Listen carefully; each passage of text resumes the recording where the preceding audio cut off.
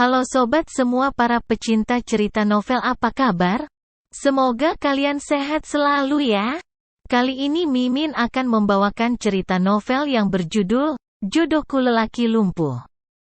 Novel ini merupakan karya dari Aisyah Kurahan. Sinopsis novel ini menceritakan tentang Edasih yang kuliah di kota lain. Tiba-tiba dipanggil pulang untuk menikah dengan Elang, pria yang dijodohkan dengan adiknya Kartika. Elang anak orang kaya, tapi Kartika menolak karena Elang ternyata lumpuh. Tidak mungkin membatalkan pernikahan karena sudah mendapat banyak uang untuk melunasi hutangnya. Ayahnya memaksa Kedasih untuk menikah dengan Elang. Jika pernikahan itu batal, ayahnya harus mengembalikan uang itu atau masuk penjara. Demi keluarganya, Kedasih menurut padahal hubungannya dengan Hasta sudah sangat serius.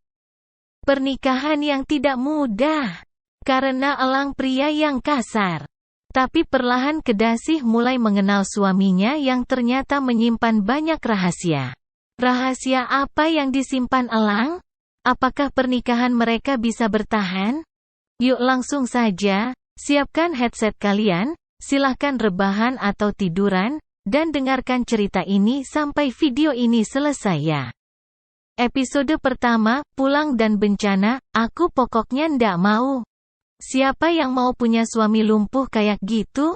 Tika berteriak, sambil mengentakkan kakinya ke lantai keramik berwarna putih.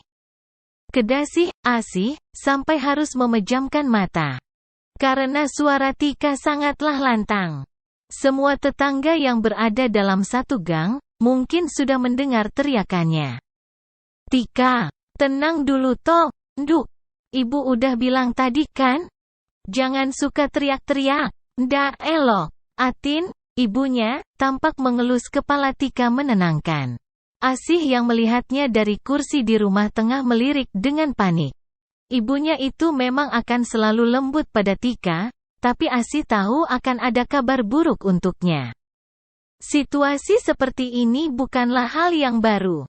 Sudah beberapa kali terjadi, dengan permasalahan inti yang berbeda. Biasanya, setelah ibunya membujuk Tika untuk tenang, maka ia akan beralih pada dirinya. Melemparkan apapun tugas yang ditolak Tika kepadanya. Masalahnya tugas yang ditolak Tika saat ini adalah pernikahan. Suatu hal yang tidak mungkin bisa diterima dengan mudah oleh Asih. Pak, Mbok, iya sudah, Asih aja yang nikah. Toh sama aja. Yang penting ada yang nikah sama tuan muda itu. Ndak perlu Tika. Kasihan Tika. Dia masih muda. Lebih pantas Asih dulu yang nikah. Jadi ndak perlu ngelangkahin kakaknya. Punggung Asih langsung terasa dingin, karena firasatnya sangatlah tepat. Ibunya bahkan tidak terlihat ragu sama sekali saat mengatakan itu. Dia merasa kasihan pada Tika, tapi tidak memikirkan perasaannya sedikitpun. Seperti biasa, Asih meremas kedua tangannya, untuk menahan emosi.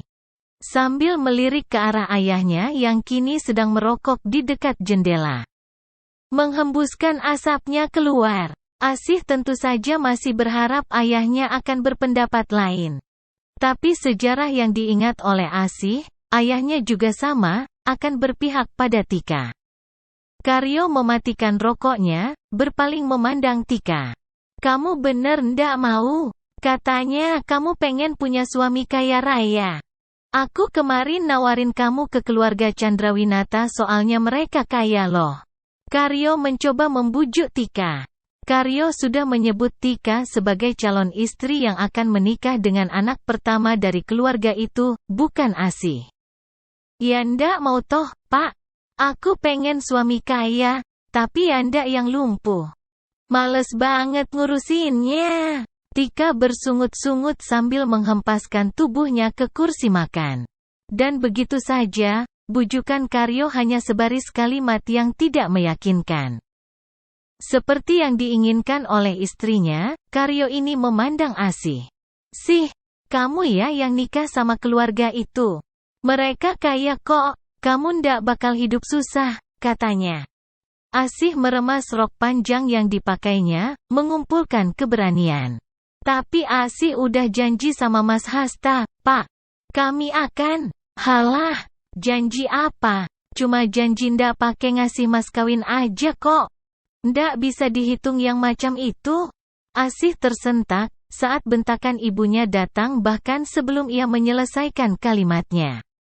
Iya, Mas Hasta tuh cuman main-main pasti. Sampai sekarang ya dia ndak datang ngelamar kan? Tika memanas-manasi keadaan. Asih menggeleng. Mas Hasta serius. Dia udah janji mau ngelamar Asih akhir tahun ini. Pas Asih selesai kuliahnya, Asih menjelaskan janji yang disebut Hasta dengan sungguh-sungguh. Asih percaya janji itu, karena sangat tahu Hasta bukan tipe pria pembohong. Sok. Pakai nyebut-nyebut kuliah. Kalau udah kuliah emang kenapa? Pinter banget gitu. Udah. Tinggal itu kuliah. Ngabisin duit toh. Belum tentu nanti kamu selesai kuliah dapat kerjaan enak. Ini sudah jelas dikasih suami kaya malah nyebut-nyebut kuliah. Ndak penting. Sampai di sini dulu ya cerita untuk episode pertama ini.